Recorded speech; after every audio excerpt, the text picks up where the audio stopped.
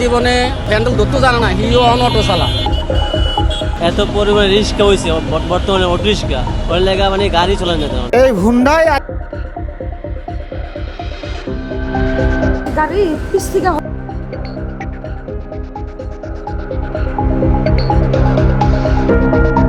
এটি রাজধানীর বাংলা মোটর সড়কের চিত্র। যতদূর চোখ যায় শুধু ব্যাটারি চালিত অটোরিকশা। কোনো রকম আইন বা বিধিনিষেধের তোয়াক্কা না করে বীর দর্পে ছুটে চলছে এসব বাহন। ব্যাটারি চালিত রিকশার দাপটে কার্যত কোণঠাসা অন্যান্য যানবাহন। ব্যক্তিগত গাড়ি, লেগুনা বা মোটরসাইকেল নিয়ে বের হওয়া এখন অনেকের কাছে যেন প্রতিদিনের এক অনিশ্চিত লড়াই। অটোওয়ালারা উল্টে পাল্টা চালায়, ব্যাগে দিলে পিছন সাইড দেখে দেয় না, ওরা সবসময় জ্যাম করে রায়, যানজট বাড়ায় ফেলায় বা মনে করেন যে গাড়ির সাথে বাজাই দেয়, মানে কোনো তাদের হুঁশ নাই। এত পরিমাণে রিক্সা হয়েছে বর্তমানে, অটো রিক্সা ওর লেগা মানে গাড়ি চলে যেতে হবে। টানেতে বামেতে টানে সামনে পরে ব্রেক করে, এলাকা অনেক সমস্যা হয়। বেপরোয়া গতি, হঠাৎ লেন পরিবর্তন, যত্রতত্র জটলা ও ওভারটেকিং এর প্রবণতায় বাড়ছে দুর্ঘটনার সংখ্যা।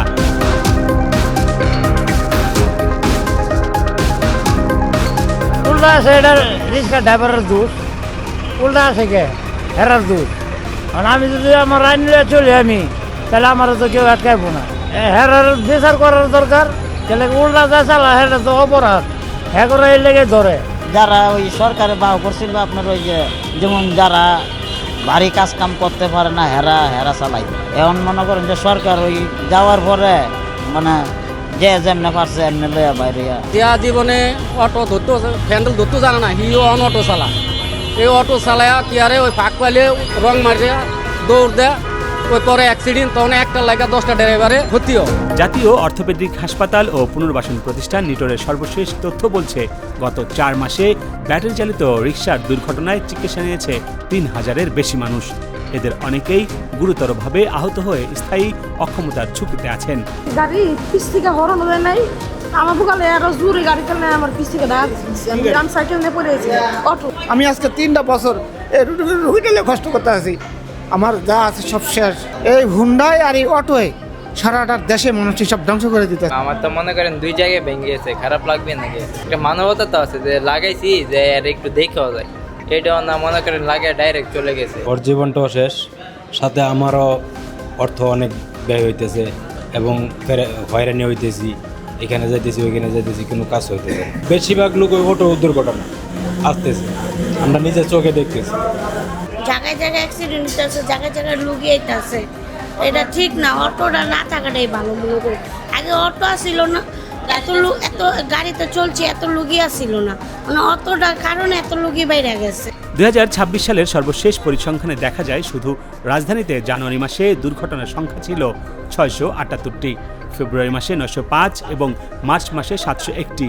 গেল এপ্রিল মাসে 460টি সহ 4 মাসে 2988টি দুর্ঘটনা ঘটেছে। আমাদের বহির্বিভাগে প্রতিদিন প্রায় 1 থেকে 1,500 রোগী আমাদের এখানে আছে, আর জরুরি বিভাগে প্রায় 250 থেকে 300 প্লাস পেশেন্ট আসে।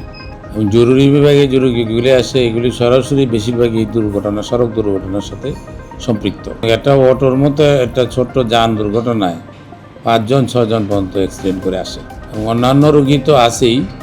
সেই ক্ষেত্রে এই প্রতিদিনই অটো অ্যাক্সিডেন্ট ইদানিং একটা আমাদের জন্য একটা বাড়তি রোগীর চাপ বা চ্যালেঞ্জ হিসাবে এসে দেখা দিয়েছে। এসব রিকশার লাগাম টানতে ডিএমপি নিয়মিত অভিযানের কথা বললেও উৎপাদন ও সরবরাহ বন্ধ না থাকায় ট্রাফিক পুলিশের অসহায়ত্বের কথা জানান পুলিশের এই কর্মকর্তা। টেকসই কাজ করতে হলে আমাদেরকে গণপরিবহন যে ব্যবস্থা আছে, এই গণপরিবহন ব্যবস্থাটাকে অত্যন্ত সহজ করতে হবে, এটাকে যাত্রী বান্ধব করতে হবে, পরিবহন বান্ধব করতে হবে। সর্বোচ্চ আধুনিক যদি আপনি নাও পারেন তাহলে মোটামুটি আধুনিক করতে হবে। পরিবহন বিশেষজ্ঞদের মতে, ব্যাটারি চালিত রিকশার অনিয়ন্ত্রিত প্রবেশ ও চলাচল বন্ধ না করলে রাজধানীর সড়ক ব্যবস্থায় আরও বিপর্যস্ত হয়ে পড়বে, যা ঢাকাকে কার্যত বসবাসের অযোগ্য নগরীতে পরিণত করতে পারে। রাকিব হাসান, জাগো নিউজ, ঢাকা।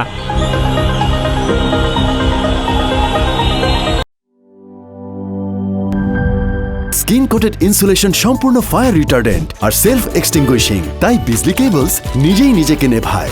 বিজলি কেবল, নিরাপদ আজীবন।